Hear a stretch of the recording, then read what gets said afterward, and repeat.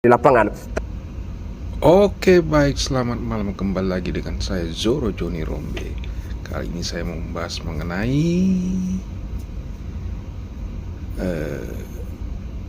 SBY dan Partai Demokrat yang lagi booming-boomingnya itu akan mensomasi para pegiat sosial media. Dengan kata lain, akan membatasi, menakut-nakuti, sehingga tidak boleh mencolek atau menyenggol, apalagi menzolimi Pak SBY dan Partai Demokratnya. Dan ini menjadi trending topik di media sosial sekarang. Tapi di sini karena Pak Soehardi adalah seorang praktisi hukum, tentu tidak terlepas juga dari unsur politik ya, di mana antara hukum dan politik ini sudah menjadi satu jalan yang paralel. Nah, tapi kita ingin pertebal di sini soal pelaporan dulu Pak SBY yang mungkin akan nanti mengambil langkah hukum. Seberapa kuat laporan beliau ini? Karena tidak dituduhkan, disebut namanya secara langsung oleh Pak Jokowi gitu. Ini yang menjadi anomali ya, karena kenapa saya katakan seperti itu? Kan baru mereka menduga-duga, baru mereka-reka, Baru menduga-duga, baru mereka-reka, karena ada suatu rencana besar, taktik dan strategi Pak SBY dan Partai Demokrat. Kemungkinan kan suatu dugaan dan rekaan itu kan bukan suatu persoalan-persoalan yang langsung menukik bahwa orang yang bersangkutan itu yang dituduh. Ini kan harus ada suatu pemahaman hukum di dalam kaitan ini. Dan juga harusnya kan menurut saya nggak perlu baper, ya, nggak perlu baper. Karena kenapa saya katakan nggak perlu baper? Baru dikatakan begitu aja, kok jadi kayak kebakaran jenggot. Bagaimana dengan Pak Jokowi? Ya kan dari awal pemerintahan loh, sudah dikata-katain dengan segala macam bentuk, Kecebong dulu ya. binatang segala macam itu sudah nggak lepas daripada itu anak PKI, PKI dan lain sebagainya. Beliau tetap concern. itulah perbedaan mental dari seorang mantan pejabat, mantan presiden RI yang ke-6 dan Presiden RI yang ke-7, Pak SBY dan Pak Jokowi. Beda jauh mentalnya. Pak SBY disenggol sedikit, merasa dizolimi, merasa tersakiti, dan akan mensomasi para pegiat sosial media. Sedangkan Pak Jokowi diobok-obok semasa menjadi presiden, dan sampai sekarang itu karena kesabaran, ketabahan, dan mental seorang negarawan yang luar biasa. Dengan pembangunan, beliau tetap concern memikirkan bangsa dan negara. Jadi kalau menurut saya nih ya, sebagai seorang kepala negara, ya, walaupun sudah kita katakan mantan, harusnya nggak boleh baper. Karena kenapa saya katakan nggak boleh baper? Ya, ya biasa dong kalau orang ada kritik dan lain sebagainya. Itu kan harusnya disikapi dengan legowo, dengan berlapang dada. Oh ya, ini bentuk daripada kritik, ini bentuk daripada masukan. Bener nggak sih saya melakukan itu? Bener nggak sih saya memang dituduh melakukan seperti itu? Harusnya kan sebagai seorang negarawan itu kan harusnya bertanya, ini nuduhnya ke saya, ya kan, buktinya apa? Barangkali dijawab aja dengan seloroh, dengan guyonan-guyonan kan. Jadi lebih elegan kalau saya melihat seperti itu gitu kan. Seperti yang saya katakan sekali lagi ya, Pak Jokowi dari awal pemerintahannya sampai 10 tahun itu nggak henti-hentinya. Sampai sekarang dia udah istilahnya tidak menjabat presiden lagi ya. Itu tetap dikuyo-kuyo, dihina-hinanya, sehina-hinanya, Serendah-rendahnya juga. Iya. Pak Jokowi tetap legowo, tetap negarawan. Dan kalau memang diambil sisi hukum yang memang seperti yang kita tahu sekarang, itu kan udah kelewatan. Batas-batas normatif sebagai manusia itu kan udah nggak bisa diterorir lagi dalam persoalan ini. itu baru memang mengambil langkah hukum. Ini kan baru sebatas dugaan-dugaan. Ya menurut saya harusnya ini nggak perlu sampai terjadi somasi segala macam ya, apalagi ke pelaporan. Nanti kan orang akan tertawa. Iya. Apalagi kita juga kan orang mengkaitkan hal-hal yang seperti itu yang mengarah kepada yang bersangkutan, tentunya juga kan punya dasar. Ya, kenapa saya katakan punya dasar? Punya dasarnya kok tiba-tiba menjelang perkara, habis pasca penetapan tersangka, kok Demokrat ya dengan orang-orangnya ini itu kok kayak kebakaran jenggot gitu, ikut menggawangi perkara. Padahal Pak SBY dan anaknya tidak mempunyai jenggot, kok bisa kebakaran jenggot ya? Roy Suryo gitu kan, ya tunjukkanlah ijazahnya, ya kan. Terus ada juga yang mengatakan saya dendam, Demokrat agak kecewa dengan Pak Jokowi dan lain sebagainya. Nah kalau kita melihat bingkai narasi yang ada, ya itu kan nggak lepas juga daripada orang-orang di sekitaran Pak SBY. Harusnya kalau memang Pak SBY betul-betul tidak terlibat dalam konteks ini, ya saya bukan mengatakan Pak SBY terlibat, tidak. Kalau betul-betul memang Pak SBY seorang negarawan, harusnya ada berita-berita tersebut di counter dong. Ya. Ini bukan pernyataan Partai Demokrat, ini bukan pernyataan dari Ketua Umum, ini bukan sikap dari Ketua Umum atau saya sebagai Dewan Pembina. Itu tidak ada kaitannya dengan ini. Kan harusnya ke sana dong, gitu maksud saya.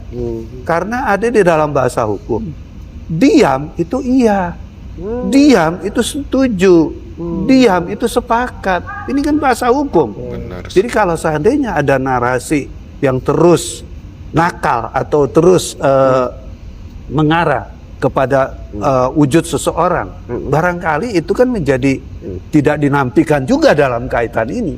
Makanya kan saya bilang kalau memang ya kita baperan dalam persoalan ini, sebatas indikasi, counter dong, ya kan, pada saat ada pernyataan-pernyataan seperti itu. Karena tadi saya udah bilang ya, hukum itu jelas kok. Kalau diam itu seolah-olah menyetujui, menyepakati, mengiyakan, kan seperti itu kan, ya. Lah harusnya itu dulu di counter, berkaitan dengan maaf nih saya sebutkan orang-orangnya, Denny Indrayana yang menyatakan begini-begini, terus juga Benny Kaharman menyatakan begini-begini, terus juga siapa itu yang bekas menteri begini-begini, itu di counter. Itu bukan pernyataan partai, itu sikap daripada oknum mungkin gitu. Oknum mengatasnamakan partai gitu kan? Atau oknum yang pernah berpartai gini. Betul. Gitu. Ya, tapi itu kenapa nggak dilakukan? Kenapa diam? Ya, ini kan sifat yang menurut saya nggak elegan. Kok tiba-tiba sekarang kayak kebakaran jenggot dan lain sebagainya. Saya katakan sekali lagi, ya kalau ini terjadi pelaporan, ini bentuk-bentuk ketidakdewasaan dalam bersikap menyikapi atau keadaan-keadaan politik yang dihadapi. Gitu. Nah, tadi saya udah dari dulu sampai sekarang memang PSB dan Partai Demokrat tidak dewasa. Makanya ketika Partai Demokrat berada di posisi teratas dan mendapatkan suatu masalah, langsung turun peringkatnya. Turunnya tidak main-main karena kelakuan dari Partai Demokrat itu sendiri. Katakan kalau memang Demokrat atau katakanlah Pak SBY tidak disangkut pautkan di dalam persoalan ini, buat dong pernyataan, bikin rilis bahwa ini di luar daripada konteks partai, tanpa harus melalui orang kedua atau ketiga ya. Kemarin melalui Pak Andi Arief kan. Betul. Nah, jadi ini menjadi menarik nih bahwa sebelumnya kan kalau nggak salah saya dengan Bapak mungkin orang pertama ya, mungkin teman-teman mungkin sudah melihat konten sebelumnya bahwa P21 akan segera di depan mata ini. Betul. Nah, merunut tadi seperti Bapak jelaskan setelah penetapan tersangka Roy Suryo dan sebagainya, ya belum ada, mereka masih kebakaran jenggot, tapi ya biasa-biasa aja gitu kan. Kemudian sekarang menjelang P21 yang dimana Roy Suryo CS ini akan segera disidangkan di peradilan, ini kelihatan seperti bahwa SBY ini mau benar-benar pasang badan buat Roy Suryo CS ini. Ya. Kalau melihat dari faktor keterlibatan oknum-oknum yang berperang melawan ijazah Pak Jokowi, berperang dalam ijazah Pak Jokowi ini adalah orang-orang yang tidak terlepas dari Partai Demokrat. Ya. Jadi gini, kalau kita melihat dan kita menarik benang merah dari persoalan ini, itu kan menjadi kajian hukum juga dalam kaitan ini kan. Pertama, satu nongol, ya kan, membela Roy Suryo. Dua, nongol, membela Roy Suryo. Terus kemudian petinggi-petinggi partai, ketua umumnya, dewan pembinanya, ketua dewan pembinanya, kok diam gitu kan? Nah, kalau dilihat dari rentetan-rentetan ini, terus kemudian juga sekarang kemudian muncul ya narasi bahwa Pak SBY keberatan, Pak SBY akan somasi, Pak SBY akan menempuh langkah hukum dan lain sebagainya. Nah, kalau tautan-tautan ini dihubungkan dari yang tadi saya katakan, pernyataan-pernyataan sebelumnya, terus dikaitkan benang merahnya kepada keadaan yang sekarang, itu menjadi pembenar bahwa ada dugaan kuat. Memang dugaan kuat nih masih, jangan sampai saya juga disalahkan lagi, ya. Seolah-olah kan melindungi gitu loh dalam kaitan ini, ya kan? Kenapa narasi besarnya kok nggak pernah dikonter, ya kan? Pernyataan Beni Harman, ya Syarif Hasan, kok nggak dikonter gitu kan? Ya, itu di luar pernyataan kita, itu di luar partai, itu di luar ketua umum, itu di luar dewan pembina. Kenapa itu tidak dikonter? Kami saja sebagai masyarakat biasa, ini kayaknya ada sesuatu yang disembunyikan oleh Partai Demokrat. Mereka kemungkinan besar mempunyai rencana, strategi untuk melakukan operasi senyap sehingga apa yang dinamakan mendiskreditkan seseorang itu terjadi, dan pada saat orang tersebut telah jatuh, masuklah mereka.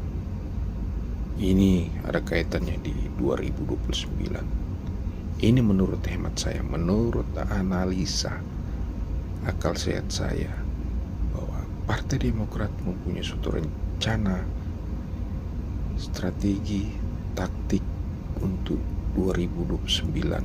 Dengan cara apa? Yaitu mendiskreditkan seseorang. Kok itu dibiarkan? Sekarang ada narasi, dia merasa Pak SBY merasa terganggu dan lain sebagainya. Kok itu yang dikedepankan? Kenapa narasi yang sudah terbangun seperti itu kok tidak dikonter secara baik?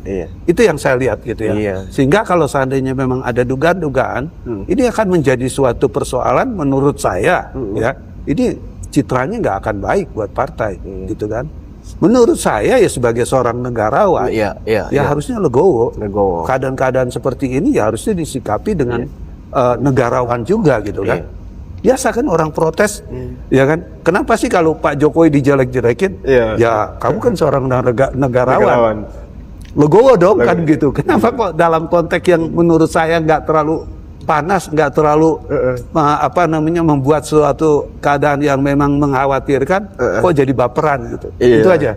Nah ini kan ibarat kayak apa ya, gaya berpolitik sekaligus hukum juga yang kayak sibak-sibak semak nih. Nanti habis itu tikusnya keluar.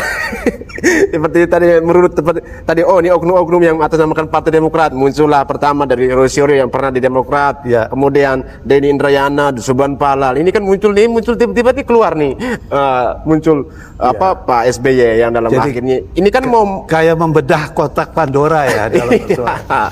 Jadi akan justru menurut saya Bapak, dengan adanya Pak SBY ingin mengambil langkah hukum, itu semakin mempertegas indikasi kecurigaan masyarakat.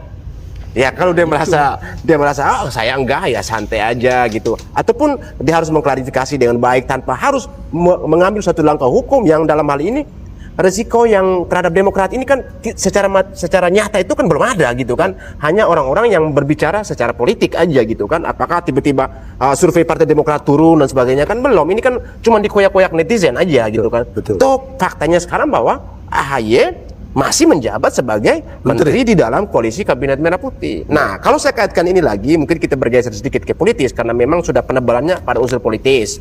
di mana pertemuan kemarin Bapak, 4 tokoh politik, di mana Pak Dasko, Pak Bahlil, Pak Zulhas, kemudian Pak Caimin, di mana ini kan masuk dalam sebagai katakan koalisi yang merekatkan koalisi Merah Putih ini. Nah, dengan tidak hadirnya seorang AHY ini menjadi suatu tanda juga kah? Ataukah ada indikasi lain bahwa AHY mungkin secara invisible ditendang gitu, ingin mengambil jalan sendiri, akhirnya politik yang muncul dari Cikeas ini, bapak dan anaknya, kemudian disangkut pautkan dengan kasus ijazah, di mana oknum-oknum dari Demokrat yang selama ini di media berperang narasi baik secara politik maupun hukum, Bapak.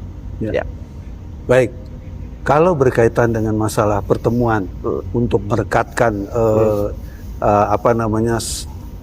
kabinet. Ya, berkaitan dengan mendukung program-program pemerintah dan juga ke depan bagaimana berkaitan dengan masalah pilkada, kalau nggak salah ya, itu kemarin yang saya juga dengar ya. Nanti pilkada ini harus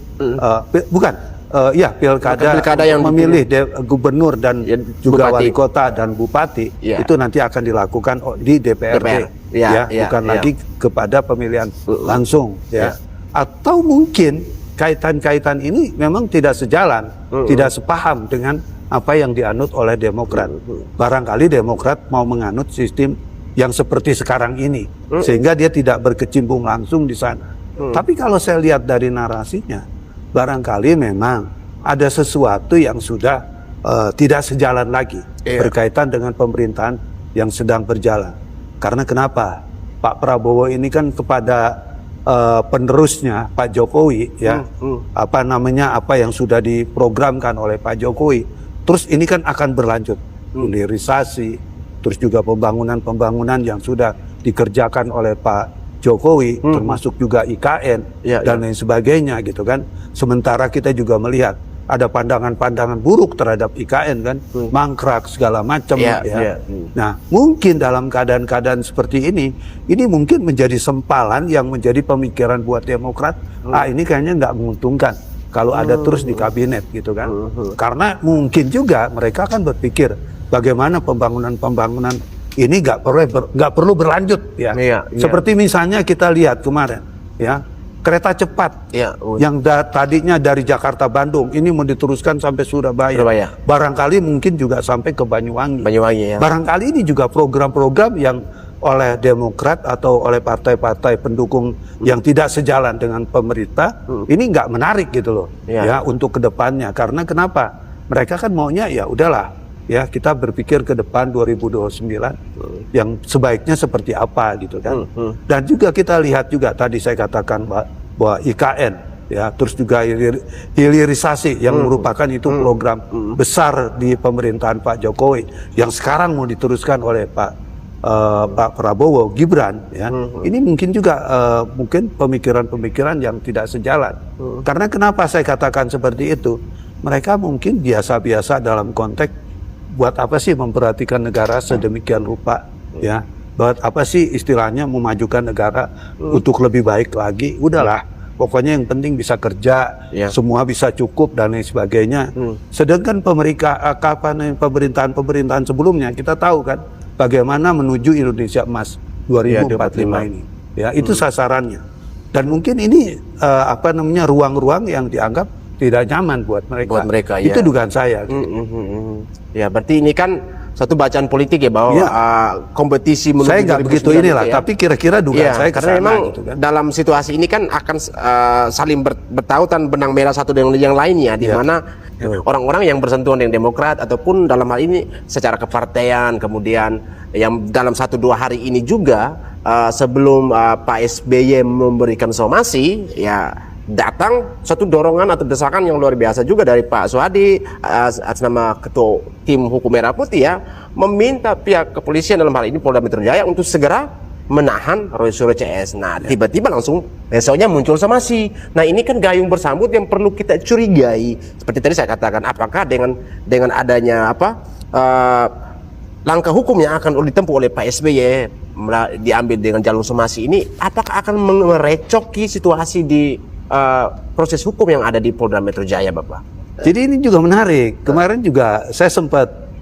telepon teman ya, Ini kan tulisan saya viral di Tribun kan. Iya. Hampir semua Tribun di provinsi-provinsi besar itu memuat berita ini, ya, terkait masalah dukungan kita kepada Polri, terutama Polda Metro untuk segera menahan Roy Suryo.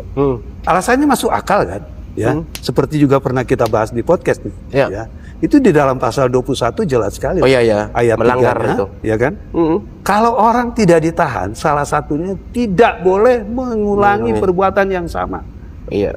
Ya, itu kan semangat pasal 21 ayat 3. Itu kan dilakukan oleh Roy Suryo. Iya. Iya kan? Terus aja ya.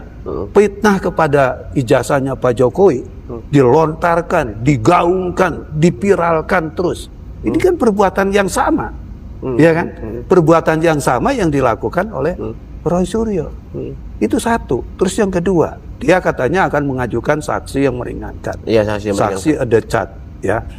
Kapan itu diajukannya? Ini kan menjadi suatu persoalan juga.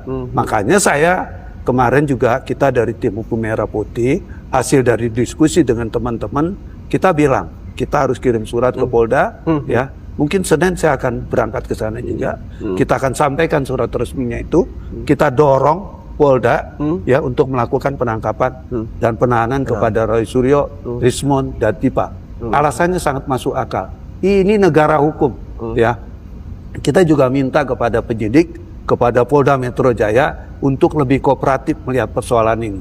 Kalau tidak, ya, kalau tidak dilakukan penahanan, ini juga akan bahaya juga nantinya. Mau sampai kapan kasus? Karena tadi ada pernyataan dari Pak Mahfud MD. Barangkali sampai tahun 2034 ini nggak akan, nggak akan selesai gitu kan? Nah, kalau kita melihat seperti ini ada benang merahnya. Iya, berarti kan memang sengaja ini perkara mau diulur-ulur gitu kan? Nah, terus terkait dengan tulisan saya, tulisan tim Hukum Merah Putih, ya, berkaitan dengan masalah meminta atau memohon kepada Polda untuk bagaimana dilakukan penahanan. Penahanan paksa nih? Iya, bukan penahanan paksa. Kalau penahanan kan memang udah ada dasarnya. Dasarnya kan sudah jadi tersangka, ya kan? Ancaman hukumannya udah lebih dari 5 tahun, ya kan? Alasan untuk ditahan sudah ada, melanggar pasal 21 ayat 3. Terus yang ketiga juga, kan ini harus ada kepastian hukum juga. Masyarakat kan nggak bertanya-tanya nih, mau sampai kapan ini selesai? Kalau terus main di buying time seperti ini gitu kan? Itu. Nah, makanya kemarin saya juga telepon teman, saya katakan, ini kok tiba-tiba, maaf nih Pak SBY, kok tiba-tiba ada somasi berita viral ini? Kok seperti kayak mau ditutup berita viral ini, ya kan? Ini kan jadi asumsi saya juga dong dalam konteks ini. Kenapa nggak kemarin-kemarin? Kenapa begitu tulisan berkaitan dengan meminta kepada Polda untuk dilakukan penahanan kepada Roy Suryo karena sudah melanggar hukum? Kok tiba-tiba ini menjadi berita yang dinaikkan, berita yang kemudian menjadi wilayah counter tentunya kepada berita yang ada gitu kan? Ya, tapi sekali lagi,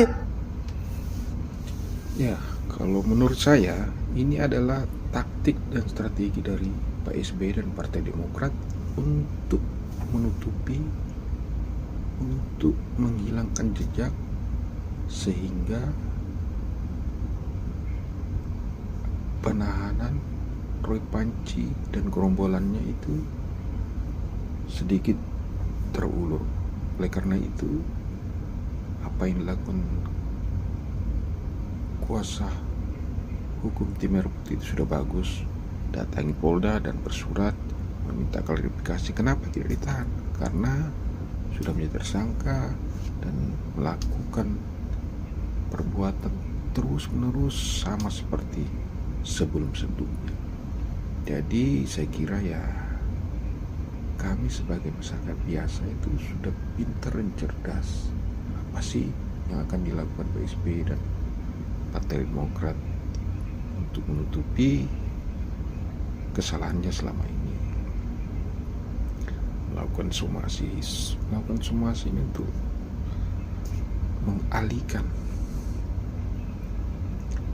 rencana besar Partai Demokrat yang sudah terbaca oleh masyarakat, khususnya pegiat media sosial, Jokowi dan orang lain, sehingga untuk melakukannya itu Partai Demokrat membuat suatu taktik dan strategi untuk menghilangkan jejak, untuk menutupi apa yang telah mereka lakukan, ya, dengan membuat suatu drama yang berjudul dramanya itu somasi terhadap pegiat media sosial.